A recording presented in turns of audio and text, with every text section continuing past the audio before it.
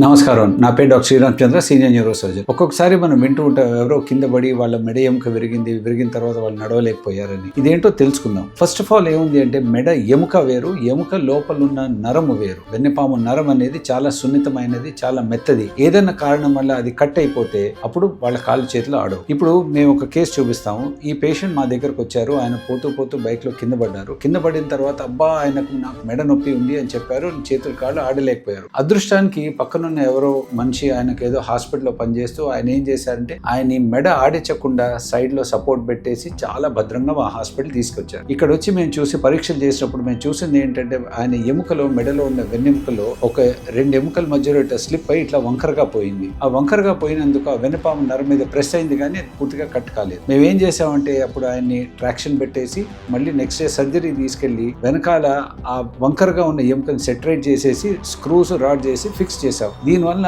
ఆ వెన్నుపాము నరం మీద ఉన్న ఒత్తిడి పోయింది. ఆయన కాళ్ళు పనిచేసాయి. క్రమేణా ఆయన నడుచుకుంటూ ఇంటికి వెళ్ళారు. గుర్తుంచుకోండి, ఇటువంటి కేసుల్లో మీ ఎవరైనా మెడ నొప్పి ఉంది అంటే వాళ్ళని మెడ ఇమ్మీడియట్ గా ఆడించకండి. వాళ్ళని పడుకోబెట్టండి. చాలా కేర్ఫుల్ గా స్ట్రెచర్ మీద హాస్పిటల్ తీసుకెళ్ళండి. ఇటువంటి విషయాలలో తెలుసుకోవటమే చికిత్స.